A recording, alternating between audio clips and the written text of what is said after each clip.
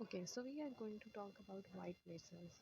White blood cells are also known as leukocytes और इनके लिए हम एक स्पेसिफिक टर्म भी यूज़ करते हैं that is mobile unit of the body. ठीक है, so as we all know कि हमारे पास जो वाइट ब्लड सेल्स हैं इम्यूनिटी में हमारी हेल्प कर रहे होते हैं, डिफेंस में रोल प्ले कर रहे होते हैं हमारी बॉडी के लिए। ठीक है, क्या होता है कि जब भी कोई फॉरेन मटेरियल, कोई भी फॉरेन पार्टिकल है, बैक्टीरिया हो गया, वायरस हो गया, कोई भी ऐसा पार्टिकल जो हमारी बॉडी के लिए अननोन है और हमारी बॉडी के लिए हार्मफुल है, तो ये क्या करेंगे कि ये प्रेजेंट है अपनी एक स्पेसिफिक लोकेशंस पे। ठीक है, बोन मैरो में और लिम्फोइड टिश्यूज़ में ये प्रेजेंट है, लेकिन जैसे ही कोई टिश्यू किसी टिश्यू में या किसी भी स्पेसिफिक एरिया में कोई फॉरेन पार्टिकल आता है तो ये फ़ौरन से एक्टिवेट होके उस जगह पे के लिए मोबाइल होते हैं और उस जगह पे पहुंचते हैं और उन्हें डिस्ट्रॉय करते हैं और बॉडी को हार्म से बचाते हैं। ठीक है, इसलिए ये mobile units of the body हैं। और एक और इनके लिए एक बहुत इंपॉर्टेंट स्पेसिफिक टर्म यूज़ होती है that is seek out and attack. ठीक है, तो ये क्या करते हैं बेसिकली कि जब भी कोई फॉरेन पार्टिकल एंटर हुआ, ठीक है, तो उस एरिया से, ठीक है, बहुत सारे फैक्टर्स रेज होते हैं जिनकी मदद से हमारे पास ये जो WBCs हैं, ठीक है, स्पेसिफिक एरियाज़ में पहुंचते हैं। ठीक है, देन वो लोकेट करते हैं उस स्पेसिफिक पार्टिकल को जिसने बेसिकली डिसरप्ट किया होता है होम्योस्टैसिस हमारी बॉडी का। ठीक है, और देन उन्हें अटैक करते हैं, उन्हें किल करते हैं। ठीक हो गया। अच्छा, तो हमें पता है कि हमारे पास वाइट ब्लड सेल्स की मेजर दो कैटेगरीज होती हैं। ठीक है, ग्रेन्युलोसाइट्स और एग्रेन्युलोसाइट्स। ग्रेन्युलोसाइट्स में क्या होता है कि उन वाइट ब्लड सेल्स में साइटोप्लाज्म में ग्रेन्यूल्स प्रेजेंट होते हैं, जबकि एक ग्रेन्युलोसाइट्स में साइटोप्लाज्म क्लियर होता है। ग्रेन्युलोसाइट्स में फर्दर हमारे पास कौन कौन आता है, न्यूट्रोफिल्स आते हैं, ज़ीनोफिल्स और बेसोफिल्स आते हैं, जबकि एक ग्रेन्युलोसाइट्स में फर्दर मोनोसाइट्स और लिम्फोसाइट्स आते हैं। ठीक हो गया, लिम्फोसाइट्स में फर्दर BNT लिम्फोसाइट्स हैं। ठीक है, अच्छा, पहले हम ये देखते हैं कि बनते कैसे हैं, देन इनकी टाइप्स भी क्लियर हो जाएंगी। ठीक है, अच्छा जी, सबसे पहले हमें पता है कि बोन मैरो में हमारे पास अनडिफरेंशिएटेड प्लूरीपोटेंट स्टेम सेल्स मौजूद होते हैं। ठीक है, उनकी स्पेसिफिक कैरेक्टरिस्टिक ये है कि वो हर तरह के वाइट ब्लड सेल्स में डिफरेंशिएट हो जाते हैं। ठीक है, जब उन्होंने रेड ब्लड सेल्स बनाने होते हैं तो वो सिंपली क्या करते हैं, BFU इराइथ्रोसाइट में डिफरेंशिएट हो जाते हैं, यानी ब्लास्ट फॉर्मिंग यूनिट इराइथ्रोसाइट में। देन वो स्पेसिफिक हो जाता है कि मैंने सिर्फ और सिर्फ RBCs बनाने हैं और इसके अलावा कोई दूसरा सेल नहीं बनाना है। ठीक है, इसी तरह जो प्लूरीपोटेंट स्टेम सेल्स हैं, ठीक है, वो जो हैं जब उन्होंने वाइट ब्लड सेल्स बनाने होते हैं, जब वो वाइट ब्लड सेल्स बनाने के लिए कमिट होते हैं, तो वो क्या बनाते हैं, मेलो माइलॉइड प्रोजेनिटर स्टेम सेल्स और लिम्फोइड प्रोजेनिटर स्टेम सेल्स। ठीक है, जिन्हें हम मेलोसाइट्स और लिम्फोसाइट्स भी कह रहे होते हैं। ठीक हो गया। अब बेसिकली क्या हुआ हमारे पास कि जो मेलोसाइट्स होते हैं, ठीक है, वो हमारे पास प्लेटलेट्स, ग्रेन्युलोसाइट्स और मोनोसाइट की फर्दर डिफ्रेंसिएशन कर रहे होते हैं। ठीक है, वो फर्दर इनमें डिफ्रेंशिएट हो रहे होते हैं और लिम्फोसाइट्स जो हैं वो B और T लिम्फोसाइट्स में आगे जो है फर्दर डिफ्रेंशिएट होंगे। अब क्या होता है कि ये जो माइलॉइड प्रोजेनिटर स्टेम सेल्स हैं, सबसे पहले ये डिफ्रेंशिएट, अगर इसने जो है कमिट होना है प्लेटिलेट्स के लिए, तो सिंपली क्या होगा हमारे पास कि ये मेगा कैरियोसाइट्स बनाएगा। ठीक है, मेगा कैरियोसाइट्स बनाएगा तो फर्दर ये हमारे पास प्लेटिलेट्स में डिफ्रेंशिएट हो जाएंगे। ठीक है, प्लेटिलेट्स हमें पता है कि क्या होते हैं, स्मॉल फ्रेगमेंट्स होते हैं मेगा कैरियोसाइट्स के बाउंडेड बाय द मेम्ब्रेन। ठीक हो गया। तो जब उसने प्लेटिलेट बनाने होते हैं, प्लेटिलेट के लिए कमिट होना होता है, तो ये मेगा कैरियोसाइट में डिफ्रेंशिएट होकर प्लेटिलेट बना लेता है। ठीक हो गया। देन वाइट ब्लड सेल्स की तरफ चलते हुए क्या होता है कि हमारे पास डिफरेंट स्टेप से गुजरते हुए जो है हमारे पास न्यूट्रोफिल, ओजिनोफिल, बेसोफिल और मोनोसाइट बनते हैं। ठीक है, अब जैसे कि रेड ब्लड सेल में डिफरेंट स्टेजेस होती थी जिनसे गुजर के वो रेटिक्यूलोसाइट्स बनते थे और देन वो मेच्योर होते थे इनटू द इराइथ्रोसाइट्स। ठीक है, उनके साइटोप्लाज्म में चेंजेस आती थी। ठीक है, जैसे हम देखते थे कि कैसे कैसे हीमोग्लोबिन की डेपोजिशन स्टार्ट हुई है। ठीक है, डिफरेंट ऑर्गेनेलीज कैसे ख़त्म हुए, न्यूक्लियस कैसे ख़त्म हुआ। ठीक है, इसी तरह इनमें भी क्या होता है कि न्यूक्लियस की शेप्स जो है वो चेंज होती रहती हैं और ग्रेन्युलोसाइट्स की डेपोजिशन हो रही है। ठीक है, तो इन स्टेजेस से फर्दर गुजर के ये हमारे पास फाइनली जो है हमारे पास जो सेल्स बनाते हैं, ठीक है, कौन कौन से मेलॉइड प्रोजेनिटर स्टेम सेल्स कौन कौन से सेल्स बनाएगा? Neutrophils, eosinophils, basophil and monocytes, ठीक है। और अगर हम लिम्फोइड प्रोजेनिटर स्टेम सेल या लिम्फोसाइट्स की बात करें तो ये हमारे पास क्या बनाएंगे? B lymphocyte and T lymphocyte, ठीक है। ये दो तरह के हमारे पास बनाते हैं, T lymphocyte and B lymphocytes, ठीक है। बी लिम्फोसाइट्स फर्दर जब उसने एंटीजन अटैक करता है तो वो प्लाज्मा सेल्स में डिफ्रेंशिएट होते हैं और प्लाज्मा सेल्स देन एंटीबॉडीज़ बनाता है, ठीक हो गया। देन एक बहुत इंपॉर्टेंट बात जो याद रखने वाली है वो ये है कि वाइट ब्लड सेल्स की एक तो टोटल अमाउंट एडल्ट ह्यूमन में क्या है? दैट इज़ 7000 पर माइक्रो लीटर ऑफ ब्लड, ठीक है। और डिफरेंट जो हमारे पास वाइट ब्लड सेल्स की टाइप है उनकी क्या परसेंटेजेस हैं ब्लड कंटेंट में? तो हमारे पास न्यूट्रोफिल्स 62% हैं, ओजिनोफिल्स 2.3, बेसोफिल 0.4, मोनोसाइट्स 5.3 और लिम्फोसाइट्स 30%, ठीक है। तो बेसिकली ये इम्पॉर्टेंट है इस एस्पेक्ट से कि ये अक्सर पूछ लिए जाते हैं, ठीक है। तो MCQs वगैरह में तो नहीं बट OSFI वगैरह में अक्सर ये पूछे जाते हैं। सो ये हमें थोड़ा सा आइडिया होना चाहिए कि किस ब्लड WBC टाइप की क्या परसेंटेज है, ठीक है।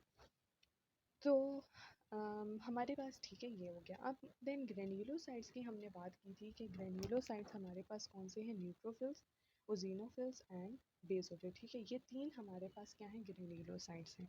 और ग्रेन्युलोसाइट्स और हमारे पास जो मोनोसाइट्स होते हैं, ठीक है, ये हमारे पास क्या थे? ग्रेन्युलोसाइट्स और ये दो हमारे पास क्या थे? एक ग्रेन्युलोसाइट्स, ठीक है। तो हमारे पास तीनों के तीनों ग्रेन्युलोसाइट्स प्लस हमारे पास जो मोनोसाइट है, ठीक है, इन सब की प्रोडक्शन कहाँ पे होगी? बोन मैरो में, ठीक हो गया। और अगर हम बात करें लिम्फोसाइट्स की तो ये हमारे पास कहाँ पे प्रोड्यूस हो रहे हैं? लिम्फ टिश्यूज़ में, ठीक है। ये हमारे पास लिम्फ टिश्यूज़ में प्रोड्यूस होते हैं और फिर इनकी प्री प्रोसेसिंग होती है बेसिकली, ठीक है। तो वो हम देखेंगे कि कैसे प्री प्रोसेसिंग होती है, लेकिन जो बात याद रखने वाली है वो ये है कि तीनों ग्रेन्युलोसाइट्स और हमारे पास एक ग्रेन्युलोसाइट्स में जो मोनोसाइट्स हैं इन सब की ये कहाँ पे फॉर्म हो रहे हैं? बोन मैरो में। और लिम्फोसाइट्स कहाँ पे फॉर्म हो रहे हैं? लिम्फ टिश्यूज़ में, ठीक है। बेसिकली ये बनते हमारे पास बोन मैरो में ही हैं, ठीक है। जो प्लूरीपोटेंट स्टेम सेल्स हैं, ठीक है, उनसे डिफ्रेंशिएट ये होंगे इन दी बोन मैरो, बट इनकी ये पूरी तरह से फॉर्म नहीं होते हैं, ठीक है। इनकी फर्दर प्रोसेसिंग होती है, ठीक है। लिम्फोसाइट्स में जो हमारे पास टी लिम्फोसाइट है वो उसकी प्री प्रोसेसिंग हमारे पास थाइमस में होती है, ठीक है।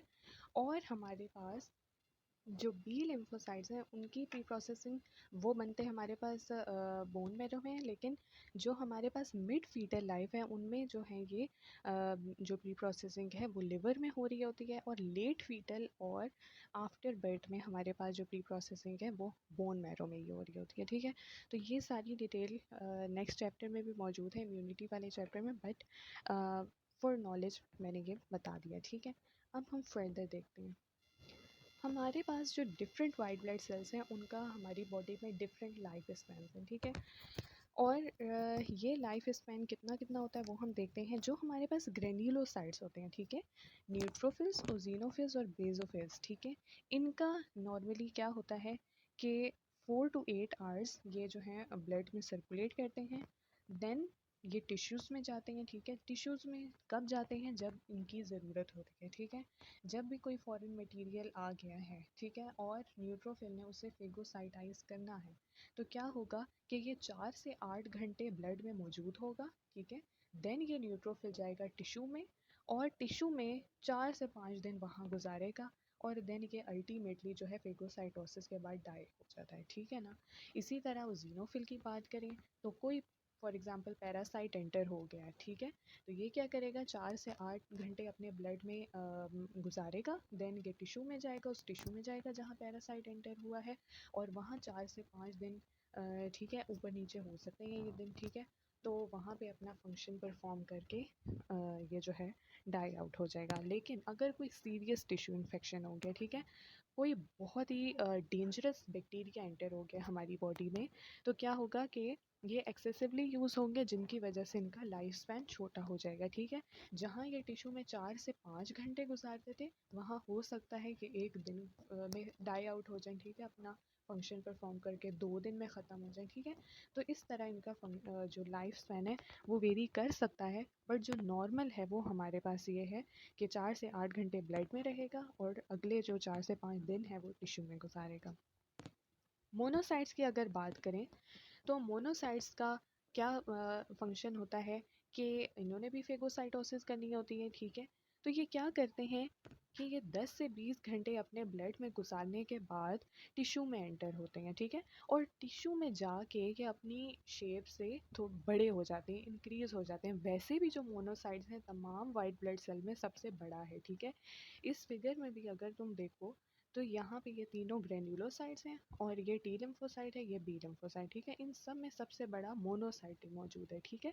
लेकिन क्या होता है कि टिश्यू में जाके ये फर्दर स्वेल हो जाता है और स्वेल होके ये क्या बन जाता है, टिश्यू मैक्रोफेज बन जाता है, ठीक है।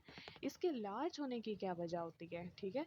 फॉर एग्जाम्पल अगर कोई बड़ा पार्टिकल एंटर हो गया है, ठीक है, जो कि न्यूट्रोफिल के काबू नहीं आ रहा है, ठीक है। तो बेसिकली ये बड़े होने का इनका ये फ़ायदा होता है कि ये टोटली जो है उसको सराउंड कर लेते हैं और उसको कम्प्लीटली जो है फेगोसाइटाइज कर देते हैं, ठीक है। तो क्या होंगे, ये टिश्यू में जाके लार्ज होंगे, टिश्यू मैक्रोफेज बनाएंगे और वहाँ पे अपना फंक्शन परफॉर्म करके डाई आउट हो जाएंगे, ठीक है। देन लिम्फोसाइट, अच्छा लिम्फोसाइट्स का बेसिकली क्या है कि ये अब ये हमारे पास जो लिम्फोइड टिश्यू है वहाँ पे स्टोर है, ठीक है। तो क्या है कि लिम्फ नोड्स और लिम्फोइड टिश्यू में ये स्टोर हैं, देन ये ब्लड में एंटर हुए, ठीक है। ब्लड में एंटर होके उस स्पेसिफिक टिश्यू में गए जहाँ पे इन्होंने इम्यूनिटी का फंक्शन परफॉर्म करना होता है, ठीक है। इम्यूनिटी का फंक्शन परफॉर्म करके देन ये अगेन जो है वो ब्लड में आ गए, ठीक है। तो बेसिकली इनका जो है वो एक लाइफ साइकिल इस तरह चलता रहता है कॉन्टीन्यूसली। और ये इनका लाइफ स्पैन भी जो है वो हमारे पास ज़्यादा है, क्योंकि अगर इनका फंक्शन, इनका रोल देखा जाए, ठीक है, इम्यूनिटी में ये डिफेंस सिस्टम कर रही हैं, ठीक है। कॉन्टीन्यूसली हमारी बॉडी में कोई ना कोई फॉरेन पार्टिकल एंटर हो रहा होता है, ठीक है ना। तो इन्होंने बहुत सारे इम्यून रिस्पॉन्सेस करने होते हैं और हमारी बॉडी में इसलिए इनका जो लाइफ स्पैन है वो वीक्स और मंथ्स तक होता है, ठीक है। तो ये बेसिकली हम स्पेसिफिक नहीं बता सकते कि कब तक ये रहेगा, और लेकिन ये है कि एस्टीमेट जो है हमारे पास वो ये है कि वीक्स या मंथ्स तक रह सकते हैं। कितने वीक्स या मंथ्स तक रहेगा ये डिपेंड करेगा उस फॉरेन बॉडी में जो हमारी बॉडी में एंटर हुई है, जिसके खिलाफ ये लड़ रहे हैं, ठीक हो गया ना। अच्छा जी, प्लेटीलेट्स की अगर बात करें तो इनका एवरेज जो लाइफ स्पैन है हमारी बॉडी में 10 डेज़ है। बेसिकली इधर 10 डेज़ लिखा है बट 8 to 10 डेज़ तक ये वेरी करता है, ठीक है। लेकिन गाइटन में हमारे पास 10 डेज़ है तो हम 10 डेज़ कंसिडर करेंगे, ठीक है। और यस, प्लेटीलेट्स की हमारे पास जो फॉर्मेशन है ईच डे, वो हमारे पास कितनी होती है, 30,000 प्लेटीलेट्स फॉर्म हो रहे हैं ईच डे हमारी बॉडी में पर माइक्रोलीटर ऑफ ब्लड, ठीक है। सो ये एक इम्पॉर्टेंट पॉइंट है। ओके देन, अब ये तो जनरल सी बातें थी जो हमें मोस्टली पहले से भी पता थी, ठीक है। अच्छा जी, हमने जो फेगोसाइटोसिस है उसके बारे में भी थोड़ा बहुत पढ़ा हुआ है, लेकिन ये प्रोसेस होता कैसे है ये हम अब देखेंगे, ठीक है। हमें पता है कि हमारी जो वाइट ब्लड सेल्स में जो न्यूट्रोफिल्स और मैक्रोफेजेस हैं, ये स्पेसिफिकली फेगोसाइटोसिस कर रहे होते हैं। दोनों का रोल है फेगोसाइटोसिस करना, ठीक है। और फर्दर जब हम इन्फ्लेमेशन में भी पढ़ेंगे तब भी इन दोनों का रोल होता है, ठीक है। अब होता क्या है कि हमारे पास ये फॉरेन पार्टिकल एंटर हो, ठीक है। This diagram is very important, ठीक है। और इससे सारी बात क्लियर हो जाएगी कि किस तरह क्या हो रहा है, ठीक है। सबसे पहले हम ये देखेंगे कि इनकी लीकेज कैसे होती है ब्लड वेसल से उस स्पेसिफिक टिश्यू की तरफ, उस स्पेसिफिक एरिया की तरफ जहाँ पे वो फॉरेन पार्टिकल प्रेजेंट है, ठीक है। तो अब क्या है, ये हमारे पास वो सोर्स है, वो पार्टिकल है जो कि बॉडी में एंटर हो गया है, ठीक है। ये क्या करेगा कि डिफरेंट हमारे पास सराउंडिंग में डिफरेंट केमिकल्स, डिफरेंट कीमोटॉक्सिन्स प्रोड्यूस हो जाएंगे जो कि न्यूट्रोफिल्स और मैक्रोफेजेस को अपनी तरफ अट्रैक्ट करेंगे, ठीक है। अच्छा, ये कीमोटॉक्सिन्स डिफरेंट टाइप्स के हो सकते हैं, ठीक है। ये बैक्टीरिया या वायरस के अपने टॉक्सिन्स भी हो सकते हैं जिसकी वजह से वो न्यूट्रोफिल और मैक्रोफेज को अट्रैक्ट कर रहा है, ठीक है। दूसरी बात क्या हो सकता है कि ये जिस टिश्यू में एंटर हुआ है तो क्या करेगा कि उसकी इन्फ्लेमेशन कर देगा, ठीक है। तो इन्फ्लेमेशन टिश्यू के जो प्रोडक्ट्स होते हैं उसकी वजह से भी ये कीमोटॉक्सिन्स रिलीज हो सकते हैं, ठीक है। वो प्रोडक्ट्स जो हैं वो स्टिमुलेट कर सकते हैं न्यूट्रोफिल और मैक्रोफेजेस को कि वो इस स्पेसिफिक एरिया की तरफ अट्रैक्ट हों, ठीक है। अच्छा, इसके अलावा क्या होता है हमारी बॉडी में, जो हमारे पास टी और बी लिम्फोसाइट्स हैं वो एक specific complement complex reaction go through करते हैं, ठीक है। उनके जो प्रोडक्ट्स हैं वो भी स्टिमुलेट कर सकते हैं न्यूट्रोफिल और मैक्रोफेजेस को, ठीक है। कॉम्प्लीमेंट कॉम्प्लेक्स से परेशान होने की ज़रूरत नहीं है, जब इम्यूनिटी पढ़ेंगे तो ये बहुत ही डिटेल में डिस्कस होगा, ठीक है। अच्छा जी, इसके अलावा हमारे पास जो प्लाज्मा क्लॉटिंग प्रोटीन्स प्रेजेंट होती हैं हमारे ब्लड में, ठीक है। कौन कौन सी प्रोटीन्स है, फॉर एग्जांपल मैं बात करूं फिब्रिनोजेन की, ठीक है। तो क्या होता है कि जब भी कोई फॉरेन पार्टिकल एंटर होता है, ठीक है, तो उस इन्फ्लेम टिश्यू में जहाँ पे इन्फ्लेमेशन की है उसने, तो ये जो फिब्रिनोजेंस वगैरह हैं ये ब्लड क्लॉटिंग करके उसका रास्ता बंद करते हैं, ठीक है। वॉल ऑफ करते हैं इन्फ्लेमेशन को ताकि ये उधर ही फंस जाए और जो आने वाला न्यूट्रोफिल और मैक्रोफेज है वो भी जो है उधर बिल्कुल हमारे पास पैक होके क्या करें, उस मटेरियल को डिस्ट्रॉय कर दें और ये कहीं इधर उधर ना निकल जाए, ठीक है। वरना हमें पता है कि कॉन्टीन्यूसली मूव करेगा तो डिफरेंट बॉडी में हमारे पास तबाही मचा देगा, ठीक है। तो क्या करते हैं कि ये प्लाज्मा क्लॉटिंग प्रोटीन्स जो हैं वो इसको रिस्ट्रिक्ट कर देती हैं कि ये जहाँ पे प्रेजेंट मौजूद है वहीं पे रहे, ठीक है, ताकि जो न्यूट्रोफिल्स और मैक्रोफेजेस हैं वो जो कीमोटॉक्सिन्स प्रोड्यूस हो रहे हैं उनकी मदद से वहाँ पे आके इसको डिस्ट्रॉय कर सके और ये कहीं और ना जा सके, ठीक है। तो कीमोटॉक्सिन्स क्या क्या हो सकते हैं, बैक्टीरियल या वायरल टॉक्सिन हो सकता है, ठीक है। इन्फ्लेम टिश्यू के प्रोडक्ट्स हो सकते हैं, कॉम्प्लीमेंट कॉम्प्लेक्स के प्रोडक्ट हो सकते हैं, या फिर जो प्लाज्मा क्लॉटिंग प्रोटीन्स हैं उनके जो उन्होंने रिएक्शन किया वहाँ पे उसके प्रोडक्ट्स हो सकते हैं, ठीक है। अब ये हमारे पास कीमोटॉक्सिन्स हो गए जेनरेट, ठीक है। अब हमारे पास होगा कीमोटैक्सिस का प्रोसेस, ठीक है। कीमोटैक्सिस मींस कि वो हमारे पास न्यूट्रोफिल्स और मैक्रोफेजेस को वहाँ पे अट्रैक्ट करेंगे कि वो यहाँ पे आएँ और इसको डिस्ट्रॉय करें, ठीक है। अच्छा, कीमोटैक्सिस की एक इम्पॉर्टेंट बात है कि वो 100 माइक्रोमीटर तक इफ़ेक्टिव रहते हैं, जहाँ पे वो इन्फ्लेम टिश्यू है उसके आसपास 100 माइक्रोमीटर तक इफ़ेक्टिव रहते हैं, ठीक है।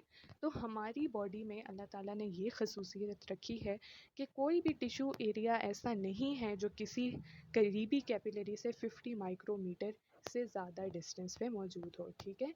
जिसकी वजह से क्या होता है कि वो ईज़िली डिटेक्ट हो जाता है कीमोटैक्सिस इन न्यूट्रोफिल और मैक्रोफेजेस को, और ये फ़ौरन से बेशतर आगे वहाँ उस स्पेसिफिक एरिया पे आके उसे डिस्ट्रॉय कर देते हैं, ठीक है। अब क्या हुआ हमारे पास, जो न्यूट्रोफिल्स हैं वो हमारे पास ऑलरेडी मेच्योर सेल्स हैं ब्लड में, ठीक है। मैक्रोफेजेस का हमने ये बात की थी ना कि वो हमारे पास टिश्यू में आके फर्दर स्वेल करते हैं और टिश्यू मैक्रोफेजेस बनते हैं, देन वो अपना फंक्शन परफॉर्म करते हैं। लेकिन न्यूट्रोफिल्स जो हैं वो ऑलरेडी मेच्योर हैं तो वो फ़ौरन ही अपना फंक्शन शुरू कर देते हैं, ठीक है। अब क्या होगा कि जैसे ही ये कीमोटैक्सिन जो है इन्हें डिटेक्ट होगा तो ये हमारे पास न्यूट्रोफिल एक्टिवेट हो गया, ठीक है। न्यूट्रोफिल के एक्टिव, अच्छा यहाँ भी न्यूट्रोफिल को क्यों लिया, अभी मैंने बताया कि मैक्रोफेजेस फेजेस को मैच्योर होने में देर लगती है, ठीक है, क्योंकि उन्होंने क्या करना है, टिश्यू में आके मैच्योर होना है, तो इसलिए यहाँ पे न्यूट्रोफिल को लिया गया है, ठीक हो गई ना। तो अब क्या होता है हमारे पास कि न्यूट्रोफिल आया, ठीक है। न्यूट्रोफिल जो है उसने सेंस कर लिया कि कोई हमारे पास फॉरेन पार्टिकल एंटर हो गया बॉडी में, ठीक है। तो क्या होगा बेसिकली कि ये हमारे पास जो एंडोथीलियल सेल्स हैं कैपिलरी के वहाँ पे पहले सबसे पहले अलाइन होगा, ठीक है। यहाँ पे ये ब्लड में फ्लो कर रहा था, ठीक है।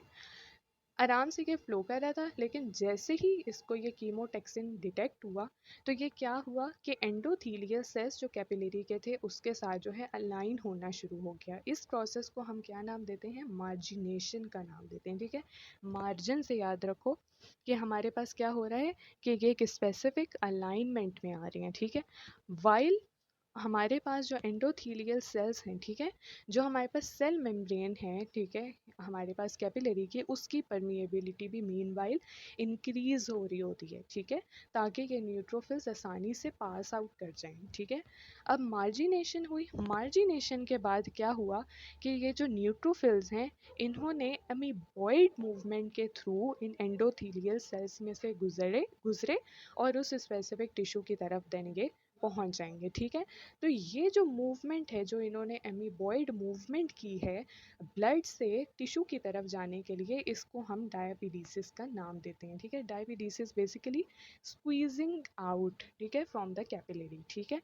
तो बेसिकली क्या किया इन्होंने, डायबिटीज के प्रोसेस के थ्रू इन्होंने क्या किया कि एंडोथीलियल से निकल के ये उस टिश्यू मैक्रोफेज की तरफ चले गए और उसको सॉरी टिश्यू मैक्रोफेज कह रही हूँ, टिश्यू में स्पेसिफिक पार्टिकल की तरफ चले गए जिसने उससे अट्रैक्ट किया था, जो बॉडी में फॉरेन है, और उसको अब इसने फेगोसाइटाइज करना है। ठीक हो गई ना बात।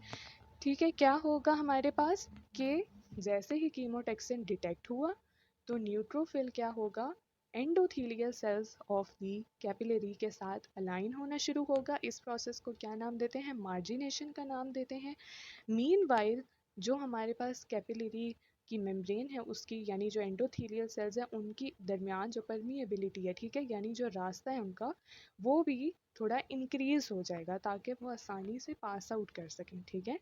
देन एक अमीबॉइड मूवमेंट के थ्रू जो स्पेसिफिक है न्यूट्रोफिल्स मैक्रोफेजेस के लिए, अमीबॉइड मूवमेंट के थ्रू ये क्या करेंगे, एंडोथीलियल सेल्स के बीच में से पास करके उस टिश्यू की तरफ चले जाएंगे, उस एरिया की तरफ चले जाएंगे जहाँ पे वो पार्टिकल मौजूद है, ठीक है।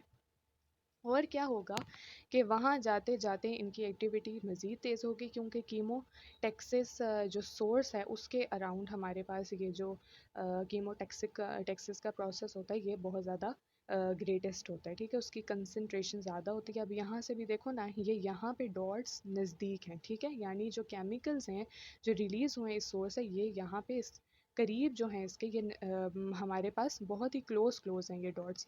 लेकिन जैसे ही ये दूर जा रहे हैं तो इनके दरमियान में स्पेसेस कम होती जा रही हैं, ठीक है। तो ये क्या होंगे कि ये फ़ौरन से बेशतर जो है वो अट्रैक्ट होके इसको देन फेगोसाइटाइज कर देंगे। अच्छा, अब फेगोसाइटोसिस के लिए हमारे पास क्या है कि उनकी बेसिकली तीन जो हैं अहम बातें हैं हमारे पास, कि हमारे पास क्या होगा जब सरफेस रफ होगी उस पार्टिकल की, तो हमारे पास फेगोसाइटोसिस का प्रोसेस ज़्यादा तेज़ होगा एज़ कम्पेयर टू जब उसकी जो हमारे पास सरफेस है वो स्मूथ होगी, तो फेगोसाइटोसिस को वो रेजिस्ट करेगा, ठीक है। उसकी सरफेस अगर रफ होगी तब हमारे पास फेगोसाइटोसिस का प्रोसेस ज़्यादा तेज़ी से जो है वो काम करेगा। अच्छा जी, दूसरी बात ये है कि हमारे पास अगर उस बैक्टीरिया फॉर एग्जांपल के अराउंड कोई प्रोटीन कोट है, ठीक है, कोई प्रोटेक्टिव ऐसा प्रोटीन कोट है, तो क्या होगा कि फेगोसाइटोसिस इतनी आराम से नहीं हो पाएगी, ठीक है। हो सकता है कि वो इफेक्टिव ही ना हो, ठीक है, वो इतना ताकतवर प्रोटीन कोट हो या इतनी अच्छी वो हमारे पास प्रोटेक्टिव लेयर हो कि वो उसको बिल्कुल रेजिस्ट कर दे, ठीक है। तो फेगोसाइटोसिस इस केस में जो है वो कभी कभार काम नहीं भी करती है। थर्ड हमारे पास क्या होता है कि एंटीबॉडीज़ होती हैं, ठीक है, बेसिकली वो क्या करती हैं, वो हमारे पास उन स्पेसिफिक जो एजेंट्स हैं, ठीक है, जो स्पेसिफिक हमारे पास पार्टिकल है, फॉरेन पार्टिकल, उनके साथ बाइंड हो जाती हैं, ठीक है। एंटीबॉडीज़ बाइंड होती हैं और साथ हमारे पास क्या करती हैं कि जो कॉम्प्लीमेंट कॉम्प्लेक्स सिस्टम है जो हमारे पास लिम्फोसाइट्स बना रहे होते हैं जिसके थ्रू वो इम्यूनिटी कर रहे होते हैं, ठीक है। तो उसका एक प्रोडक्ट होता है डैट इज़ C3, उसके साथ अटैच हो जाती हैं और ये जो हैं क्या करती हैं कि ये हमारे पास फेगोसाइटोटिक जो हमारे पास पार्टिकल है, तो फेगोसाइटोटिक पार्टिकल इस केस में फॉर एग्जांपल हम न्यूट्रोफिल को ले लेते हैं, ठीक है। तो उन पे सरफेस पे मेम्ब्रेन पे कुछ रिसेप्टर्स हमारे पास प्रेजेंट होते हैं। तो उन रिसेप्टर्स के साथ ये बाइंड करती है और उनको जो है एक्टिवेट कर देती है, और देन फर्दर वो हमारे पास क्या करेंगे कि उस पार्टिकल की फेगोसाइटोसिस कर देंगे, ठीक है। तो बेसिकली इस प्रोसेस को हम ऑप्सोनाइजेशन का नाम देते हैं, ठीक है। इसका मकसद क्या होता है कि देखो अब हमारे पास क्या है कि कोई फॉरेन पार्टिकल है, ठीक है। फॉर एग्जांपल जो है उसकी फेगोसाइटोसिस इतना इफेक्टिवली नहीं कर पा रहा है न्यूट्रोफिल, ठीक है, किसी वजह से, ठीक है। हो सकता है उसका प्रोटीन कोड बहुत ज़्यादा स्ट्रॉन्ग हो सकता है कि उसकी जो है वो डिफेंसिव मैकेनिज़्म बहुत ज़्यादा स्ट्रॉन्ग हो, रेजिस्ट कर रहा हो। तो वो क्या होगा कि हमारे पास जो एंटीबॉडी है वो एडहेयर करेगी first of all foreign particle के साथ, फॉर एग्जांपल बैक्टीरिया के साथ, ठीक है। और देन हमारे पास जो C3 है, ठीक है, एंटीबॉडी ने तो उस बैक्टीरिया को एक एडिशनल टच दे दिया है कि वो हमारे पास जो न्यूट्रोफिल है उसको ये एक जो है पार्टिकल बना के पेश करे कि वो इजीली इसे डाइजेस्ट कर सके, ठीक है ना। तो C3 मज़ीद क्या करेगा कि उनके रिसेप्टर्स पे जाके बाइंड करेगा और उनको फर्दर एक्टिवेट करेगा, और जो है उन्हें एक ये पार्टिकल पेश करेगा ताकि वो इफ़ेक्टिवली इसकी फेगोसाइटोसिस कर सकें अगर वो नहीं कर पा रही हैं तो, ठीक है ना। इस तरह से ये हमारे पास प्रोसेस होता है। तो फेगोसाइटोसिस बेसिकली न्यूट्रोफिल्स जब परफॉर्म कर रहे होते हैं, तो जैसे कि बताया था हमने कि सूडोपोडिया के थ्रू हमारे पास जो हैं फर्दर ये क्या करेंगे, प्रोजेक्शन बनाएंगे, ठीक है, और उस पार्टिकल को सराउंड कर लेंगे, ठीक है। सूडोपोडिया के थ्रू ये हमारे पास प्रोजेक्शन बनाया और फिर दोनों एंड्स जो हैं वो फ्यूज़ हो जाएंगे और ये पार्टिकल को अपने अंदर इनगल्फ कर लेंगे। अब वो जो हमारे पास पार्टिकल था वो क्या हुआ कि एक फेगोसाइटिक वेसिकल के फॉर्म में बदल गया, ठीक है, यानी फेगोसोम बन गया, ठीक है। यहाँ पे देखो ये हमारे पास इस बैक्टीरिया के अराउंड जो है एंटीबॉडीज़ लगी थी, ठीक है। ये आया, ठीक है। यहाँ पे जो हमारे पास न्यूट्रोफिल की मेम्ब्रेन है, ठीक है, इसके ऊपर रिसेप्टर्स मौजूद हैं, ठीक है। और क्या किया, जो C3 है वो इन रिसेप्टर से बाइंड हुआ आके, ठीक है। ये सारा प्रोसेस क्या है, ऑप्सोनाइजेशन का प्रोसेस है कि एंटीबॉडीज़ पहले बैक्टीरिया से एडहेयर करेंगे, देन जो C3 प्रोडक्ट है कॉम्प्लीमेंट कॉम्प्लेक्स का, वो क्या करेगा कि हमारे पास जो न्यूट्रोफिल के मेम्ब्रेन पे रिसेप्टर्स हैं उनसे अटैच होगा और फेगोसाइटाइज करेगा फर्दर जो न्यूट्रोफिल है हमारे पास, ठीक है। तो अब ये हमारे पास जो है लग गया, ठीक है। ये इसने सूडोपोडिया बनाने शुरू कर दिए न्यूट्रोफिल ने, और फर्दर ये फिर फ्यूज़ हो गया। फ्यूज़ होने के बाद ये क्या बन गया, एक फेगोसाइटिक वेसिकल बन गया, जिसको हम क्या नाम देते हैं, फेगोसोम का नाम देते हैं, ठीक है। अब क्या हुआ कि जो हमारे पास न्यूट्रोफिल्स में लाइसोसोम प्रेजेंट थे, ठीक है, वो लाइसोसोम जाके इस फेगोसोम के साथ अटैच हुए, ठीक है। लाइसोसोम ने अपने जो भी हाइड्रोलिटिक एंजाइम्स थे वो इस फेगोसोम में रिलीज़ किए, ठीक है। रिलीज़ करने के बाद ये क्या बन गया, फेगोलाइसोसोम बन गया, ठीक है। फेगोलाइसोसोम बना, जो हमारे पास लाइसोसोम ने सिक्रीटरी वेसिकल्स इसमें सिक्रीट किए थे, उन्होंने क्या किया कि इस बैक्टीरिया की डाइजेशन कर दी, ठीक है। डाइजेशन करके इन्हें स्मॉल डिफ्यूज पार्टिकल में चेंज कर दिया, ठीक है। अब ये जब चेंज हो जाएगा तो यानी फेगोसाइटाइसिस हो जाएगी इसकी पूरी, तो क्या होगा कि ये सेल मेम्ब्रेन जो है इसके थ्रू ये एक्सोसाइटोज होके जो हमारे पास माइक्रोबियल जो स्मॉल डिफ्यूज पार्टिकल्स थे उसके, तो वो एक्सक्रीट आउट हो जाएंगे सेल से, उनकी एक्सोसाइटोसिस हो जाएगी, ठीक है। तो इस तरह से ये फेगोसाइटोसिस परफॉर्म करते हैं, लेकिन न्यूट्रोफिल सिर्फ और सिर्फ 3 से 20 बैक्टीरिया को ही फेगोसाइटाइज कर सकता है, ठीक है। लेकिन जो मैक्रोफेज है, हमने पहले ही कहा था कि टिश्यू में जाके ये फर्दर स्वेल होता है और स्वेलिंग करके ये टिश्यू मैक्रोफेज बन जाता है, ठीक है। तो इनकी कैपेबिलिटी ज़्यादा होती है कि ये ज़्यादा बैक्टीरिया को फेगोसाइटाइज कर सकें एट अ टाइम। तो ये जो हैं 100 बैक्टीरिया को भी फेगोसाइटाइज कर सकते हैं। ठीक हो गया, इनकी ये कैपेबिलिटी होती है। और ये लार्जर पार्टिकल को भी इनगल्फ कर सकते हैं due to their large size. For example ये होल आरबीसीज को भी इनगल्फ कर सकते हैं, जो कि ओल्ड आरबीसीज होते हैं, ठीक है, जिनका टाइम स्पेन पूरा हो गया होता है और वो उन्होंने डाई आउट होना होता है, ठीक है। तो उन आरबीसीज को भी ये इनगल्फ कर सकते हैं। मलेरिया पार्टिकल्स, इस तरह के जो बड़े पार्टिकल्स हैं उनको ये ईजिली इनगल्फ कर सकते हैं, जबकि न्यूट्रोफिल नहीं कर सकता, ठीक है। सिमिलरली ये भी वही काम करेगा, ठीक है। इसके लाइसोसोम भी देन फर्दर उसमें सिक्रीट आउट करेंगे अपने जो एंजाइम्स हैं, वो भी डाइजेशन करेगा और डाइजेस्ट करने के बाद एक्सोसाइटोस कर देगा, ठीक है। देन हमारे पास क्या है, मैक्रोफेजेस के जो लाइसोसोम्स होते हैं उनमें हमारे पास एक और स्पेसिफिक एंजाइम भी प्रेजेंट होता है, डैट इज़ लाइपेज, ठीक है। लाइपेज का ये फंक्शन होता है कि ऐसे बैक्टीरिया जिनकी थिक लिपिड मेम्ब्रेन है, फॉर एग्जांपल ट्यूबरकुलोसिस बैसिलस, ठीक है, तो उनको वो इजीली डाइजेस्ट कर सकते हैं और ब्रेक आउट कर सकते हैं, जबकि न्यूट्रोफिल में सिर्फ हमारे पास स्पेसिफिक जो हाइड्रोलिटिक एंजाइम्स है वही प्रेजेंट होते हैं, ठीक है। मैक्रोफेज में एडिशनल ये लाइपेज भी प्रेजेंट होता है। अच्छा जी, लाइसोसोम्स के अलावा हमारे पास न्यूट्रोफिल्स और मैक्रोफेजेस दोनों में बहुत ही इफ़ेक्टिव बैक्टीरिसाइडल एजेंट्स प्रेजेंट होते हैं कि फॉर एग्जांपल अगर लाइसोसोम एंजाइम्स भी फेल हो जाते हैं डाइजेस्ट करने में, तो ये बैक्टीरिसाइडल एजेंट्स इतने स्ट्रॉन्ग होते हैं कि वो बैक्टीरिया को किल करने की सलाहियत रखती हैं, ठीक है।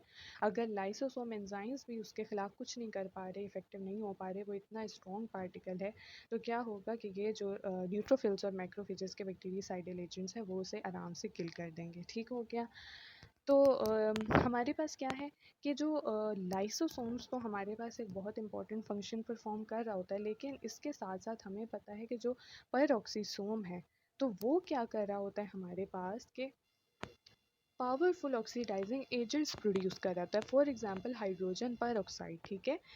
हाइड्रोजन परऑक्साइड क्या करता है, इन जो हमारे पास पार्टिकल्स हैं उनकी ऑक्सीडेशन करवा के उन्हें जो है डिस्ट्रॉय कर देता है, ठीक है। इसके अलावा हमारे पास एक और इम्पॉर्टेंट एंजाइम होता है, डैट इज़ मेलो परऑक्सीडेज, ठीक है। ये लाइसोसोमल एंजाइम है एक स्पेसिफिक, और ये क्या करता है, ये H2O2 यानी हाइड्रोजन परऑक्साइड और क्लोराइड के बीच में रिएक्शन करवाता है और हाइपोक्लोराइड प्रोड्यूस करवाता है, ठीक है। हाइपोक्लोराइड एक ऐसा सब्सटेंस है डैट इज़ हाईली बैक्टीरिसाइडल, ठीक है। ये प्रेजेंट होगा तो हमारे पास बैक्टीरिया को ये इजीली किल कर सकता है, ठीक है। तो ये भी हमारे पास एक एडिशनल सलाहियत है न्यूट्रोफिल्स और मैक्रोफेजेस की, ठीक है। देन हमने ये पढ़ा था कि जो मैक्रोफेजेस हैं उनके लाइसोसोम में एक स्पेसिफिक एंजाइम है लाइपेज, जो कि ट्यूबरकुलोसिस बैसिलस के थिक लिपिड मेम्ब्रेन को डिस्ट्रॉय करने की सलाहियत रखता है, ठीक है। वरना जो है ये बैक्टीरिया बहुत ही डेंजरस है और बहुत से क्रॉनिक डिजीज़ कॉज कर सकते हैं, ठीक है। तो ये अगर लाइपेज जो है इसे इनएक्टिवेट कर सकता है तो जो है बहुत से डैमेज से बॉडी बच जाती है, ठीक है। तो बेसिकली न्यूट्रोफिल और मैक्रोफेजेस के लाइसोसोम्स में क्या एडिशनल है कि एक तो मेलोपेरोक्सीडेज नाम का एंजाइम है जो कि हमारे पास हाइपोक्लोराइड नाम के बैक्टीरियासाइडल प्रोड्यूस करवाती है, ठीक है। दूसरा हमारे पास ये है कि जो इनका परऑक्सीसोम है, ठीक है, वो बहुत इफेक्टिव है और ऑक्सीडाइजिंग एजेंट्स प्रोड्यूस करवा रहे हैं। जो मैक्रोफेजेस का के लाइसोसोम है उनमें हमारे पास एक additional large amounts of enzyme present है, दैट इज़ लाइपेज, ठीक है। इसके अलावा इन सब के अलावा न्यूट्रोफिल और मैक्रोफेजेस के अपने बैक्टीरियासाइडल एजेंट्स बहुत पावरफुल मौजूद होते हैं, जो कि बहुत से बैक्टीरिया को किल करने की सलाहियत रखते होते हैं।